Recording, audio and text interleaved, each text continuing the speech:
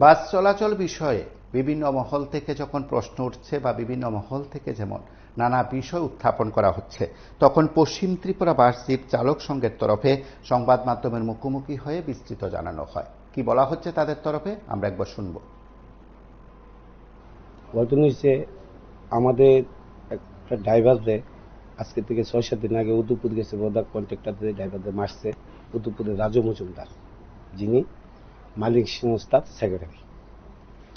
মারার পরে ওনারে আমরা অনেকদিন খবর দিতেছি আসার জন্য, যাই আপনি শ্রমিকের এই বেজালটা আপনি শেষ করেন, মানে শ্রমিকরা তো গাড়ি টাড়ি চালাইতো না চললে তো আমাদের গভর্নমেন্টের উপরে প্রেশার পড়বো, না চালাইলে যাত্রী যখন শুরু হইতে পারতো না তখন গভর্নমেন্টের উপরে প্রেশার পড়বো।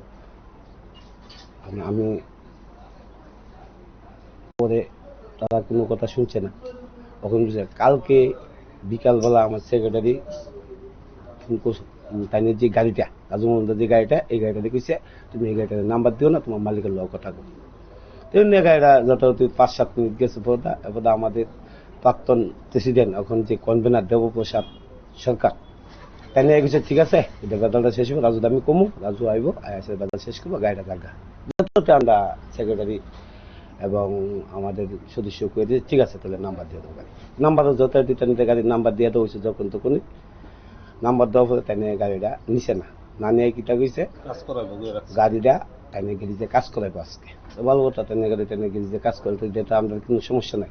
এটা খুদ আমাদের যে প্রাক্তন প্রেসিডেন্ট তাই নিয়ে সামনে ঘটনা রয়েছে।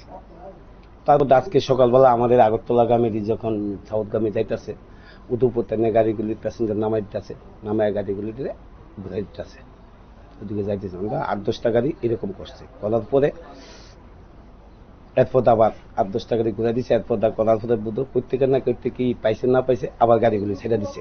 কিন্তু সাউথগামী গাড়ি সবগুলি তাই উদয়পুর আটকে দিছে, আটকে দিয়ে গাড়িগুলিরে প্যাসেঞ্জার নামে গাড়িগুলি ওইদিকে ব্যাক করে দিছে, যাতে আগরতলার দিকে নাই। তো এটা তো আমার গভর্নমেন্টের প্রভাব, গভর্নমেন্টের উস্কান নিল। আমার রাষ্ট্রবাদী সরকারের দল আমরা করি, তাই নিয়ে রাষ্ট্রবাদী সরকারের দল করে, তাই নিজে একজন রাষ্ট্রবাদী সরকারের দল, এবং তাইনের মিসেস প্রধান তাই নিয়ে কি করে জনসাধারণের এই ভর্তুকিটা করলো, দুইছে আমাদের প্রশ্ন। এবং তাই নিয়ে প্রতিনিয়ত উদয়পুর আমাদের গাড়িগুলি মালিক ড্রাইভার প্রতিনিয়ত হেনস্থা করতেছে, ডিস্টার্ব করে। আজকে 15 দিন যাবত আমরা গাড়ি চালাইতে পারি না, একটা মালিক কোনো টাকা পাইছে না, একটা শ্রমিক টাকা পায় না, বেতন পায় না। রাজারবাগ দায় থাকতো না, বনবাই দায় থাকতো না, ওই আপনার ডিজেল মাতার দায় থাকতো না। আমাদের গাড়িগুলি কই দাঁড়াইবো, কই প্যাসেঞ্জার নিব, রমেশমণি দায় থাকতো না। তাহলে আমাদের গাড়ি কই প্যাসেঞ্জার নিব, কই নিব, কই যাইব? তারপরে এখানে নাগরজোলার মুখে তারা গাড়ি ডিস্টার্ব করে। এখানে কাউন্সিলর আছে, মন্ডল প্রেসিডেন্ট আছে, তারা খুব সহকারে কয়েকদিনে তারা আয়া দেখে আমরা কমপ্লেন জানাই গেছে, বহুত আমরা লোকে তাদের লোকে তর্ক বিতর্ক করতেছে। কিন্তু উদয়পুরের গাড়িগুলি কোনো কথা শুনে না, নাগরজোলার মুখ জাম করে মানুষ পথচারী চলাচল করতে পারে না। যদি বিশ্বাস না হয় আপনারা কাউন্সিলরের কাছে যাইতে পারেন, মন্ডল প্রেসিডেন্টের কাছে যাইতে পারেন, তারা বারবার আইতেছে, আমাদের জানাইতেছে, আমরা উদয়পুরে চিঠি দিতেছি যে তোমাদের গাড়িগুলি তোমরা কেমনি কি করবা। এবং আমরা যদি যাই গিয়া যদি গাড়ি একটা বাইর করে দিই, তারা আমরা গাড়ি এখানে দাঁড়াইতে দেন, তাহলে তারা রাস্তা জাম করে রাখবো, তাহলে আমরা কেমনি কি করবো। এখানে এই যে শ্রমিক, আমাদের শ্রমিকরা যদি বেতন না পায়, শ্রমিকরা গাড়ি চালায় কি করবো। তার জন্য ওখানে আমরা পরিবহন মন্ত্রীর কাছে যাবো যে উদয়পুর আমাদের এই সমস্যা, উদয়পুর আমাদের রাজু মজুমদার, ব্যক্তিগত রাজু মজুমদার আমাদের এই দুষ্কান করতেছে। এবং সাউথগামী গাড়ি, আপনার যদি কোনো সাংবাদিক ভাই থাকে উদয়পুর সাউথগামী গাড়ি আটকানো আছে, আপনি ওইখানে সাংবাদিক গাড়ি পাঠাইলে ওইখানে ড্রাইভার কন্ট্রাক্টররা আপনারা কইব যে তারা উদয়পুর যে গাড়ি আটকে রাখছে, বোমাবাদী আমাদের গাড়ি আটকে দিচ্ছে। তারপরে আমাদের এই যতনবাদ যাইতে মুখে গাড়ি আটকানো আছে, তারপরে রাজারবাগ গাড়ি আটকানো আছে। আপনারা কোনো সাংবাদিক ভাই যদি থাকেন ওইখানে গিয়ে দেখেন যে গাড়ির ওই শ্রমিকরা ওইখানে কিছু করতে পারতেছে না, কারণ ওইখানে রাজারবাগের কিছু মালিক, কিছু শ্রমিক যদি আমাদের রাষ্ট্রবাদী সরকারের দলের লোক না, তারা আমাদের রাষ্ট্রবাদী সরকারের দলের লোক না, সেই কারণে আমাদের রাষ্ট্রবাদী সরকারের বদনাম করার জন্য। এবং এই এরিয়াটা নাগরজোলাটা আমাদের চিফ মিনিস্টারের এরিয়া, এই নাগরজোলাটাকে বদনাম করার জন্য তারা উত্তাপুরে লাগছে। একমাত্র উদয়পুরে রাজু মজুমদার নেতৃত্বে সব হইতেছে। এবং আপনাদের কাছে আমরা এই দিতে চাই, আমরা ওখানে আপনারা জানাইছি, আপনারা গাড়িগুলো আমরা পরিষেবা দিতেছি, আমাদের আগরতলার গাড়ি আমরা চলতেছে, চাইতেছে আমাদের আগরতলা গাড়ি কোনো কিছু, তারা যদি প্রতিনিয়ত এইরকম করে তাহলে আমাদের যে শ্রমিকরা তারা কর্মবিরতি নিলে আমাদের এখানে দায় বাই নেই, একমাত্র রাজু মনোদার দায়ী।